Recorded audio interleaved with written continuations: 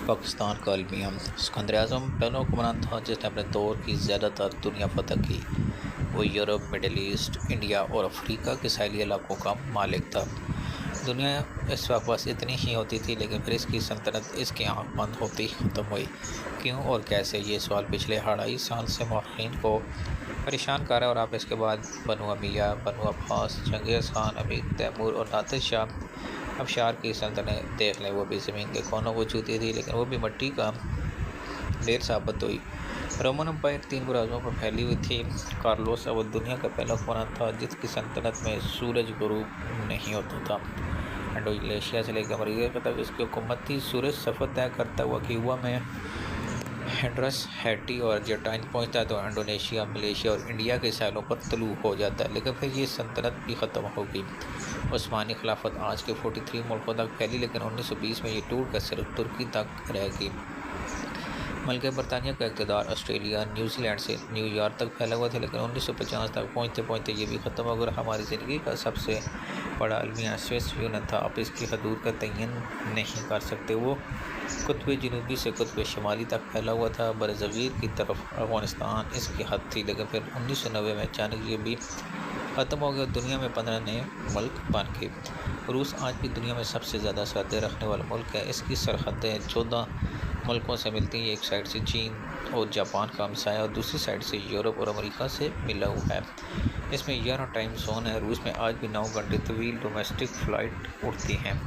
ये मास्को से पेट्रोलियम तक जाती हैं। आप इस साबिक यूनियन के वॉल्यूम का अंदाज़ा कर लीजिए। दुनिया के 80% वसाइल भी स्विस यूनियन के पास थे। आज भी पानी के सबसे बड़ा ज़ख़ीरा इसमें, और पूरा यूरोप रूसी पानी पीता है और इसके चूल्हों में रूसी गैस चलती है, लेकिन वो भी ख़त्म हो। क्यों और कैसे, हम इन वजूहात की तरफ आते हैं। ये तमाम रियासतें माशी बोझ के तले दब कर यूरिन के अखराजात ज़्यादा और आमदनी कम थी, चनाचे ये टूट कर बिखर गई। सवाल यह है कि माशी बोझ क्यों पैदा हुआ है। इनके फ़ौजी अखराजात ज़्यादा थे। ये क्यों ज़्यादा थे? ये जंगें लड़ते थे, उन्होंने दुनिया भर में मांस खोल रखे थे। लिहाजा रोमन अम्पायर से लेकर स्विस यूनियन तक तमाम बड़ी सल्तनतें जंगी अखराजात तक तले दब गया।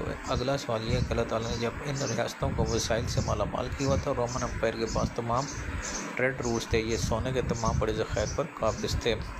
सिकंदर आज़म आब हयात तक पहुँच गए थे। खिलाफत उस्मानिया, मुल्क बरतानिया, स्विस यूनियन दुनिया के आधे वसाइल के मालिक थे। तो फिर इनके ख़जाने क्यों खाली हो गए? इनकी 3 वजूहत थी। मईशत को अमन चाहिए होता है, ये अफराती और जंगों में नहीं।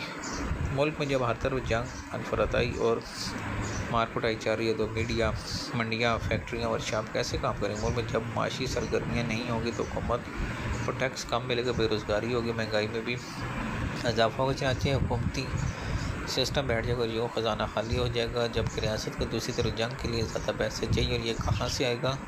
हुकूमत ज़ाहिर है मजबूरी में मिडिल क्लास और अपर क्लास पर टैक्स बढ़ा देगी। ये लोग एक हद तक बर्दाश्त करें, जब इनकी बस हो जाएगी तो ये काम करना बंद कर देंगे या फिर मुल्क छोड़ देंगे। इससे बेरोज़गारी में मज़ीद से इजाफा होगा। हुकूमत आगे चल कर ज़रूरियाती ज़िंदगी पर टैक्स लगाना शुरू कर देगी। ये तेल, गैस, बिजली, खाने के सामान, रहाइश, पानी, खता के सांस पर भी टैक्स लगा देगी। इससे महंगाई में मज़ीद इजाफा होगा, जिससे निपटने के लिए लोग चोरी चकारी, डाका ज़नी शुरू कर देंगे या फिर सरकारी एहलकार रिश्वत तानी में लग जाएंगे। इसके नतीजे में मुल्क का इंतज़ामी सिस्टम बैठ जाएगा। हुकूमत इसे चलाने के लिए आउट ऑफ मेरिट तैनात करेगी। लठ बरात या फिर ज़ाती वफादारों का अहम ऑर्डर पर उठाएगी। ये लोग बेदर्दी से अवाम का मज़ीद तेल निकाल देंगे और यूँ मुल्क के अंदर अफरा-तफरी, लड़ाई और एहतजाज शुरू हो जाएगा। ये सूरत हाल इस दुश्मन के लिए आइडियल होगी जिसके साथ रियासत लड़ी। चनाचे दुश्मन मुल्क एहतजाजी जत्तों को फनाइज करना शुरू कर, जिसके बाद रियासत के अंदर और बाहर दोनों जगहों पर मांस खुल जाएंगे। यूँ रियासत टूट कर बिखरने लगे कि माजी की बड़ी रियासतों के साथ भी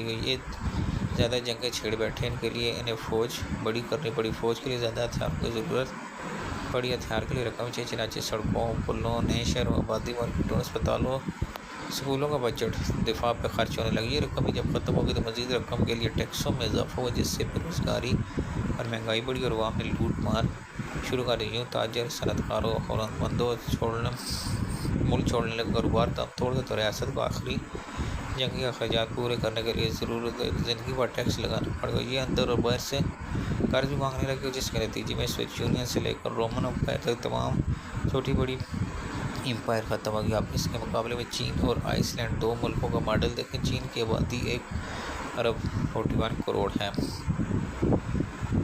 जबकि आइसलैंड में सिर्फ 4 लाख लोग रहते हैं। ये दोनों पुरअमन और रोज़ाना की बुनियाद पर तरक्की कर रहे हैं। 4 लाख आबादी के मुल्क में आइसलैंड में हर साल 50 लाख से आते हैं। ये दुनिया के चंद ममालिक में शुमार होते हैं जिसमें फ़ौज, नेवी और एयरफोर्स ने 1,03,000 मरबा किलोमीटर के पूरे जजीरे में सिर्फ 700 पुलिस एहलकार और ये भी हफ्ते में सिर्फ 5 दिन काम करते हैं। आइसलैंड में हफ्ता और इतवार दोनों थाने भी बंद रहते हैं। दूसरे चीन दुनिया का अमीर तरीन मुल्क है, इसका GDP $20 ट्रिलियन। ये सुई से सेटेलाइट तक दुनिया की हर चीज़ बनाती है। ये दुनिया में सबसे ज़्यादा फौज का मालिक है, जबकि दुनिया का पहला मुल्क है जिसने साइबर आर्मी बनाई। इसकी तादाद भी 15 लाख है। ये दोनों मुल्क एक दूसरे की जेल में दोनों तरक्की का, क्योंकि दोनों ने पैदाइश से लेकर आज तक कोई जंग में चीन ने कोरिया, जापान, रूस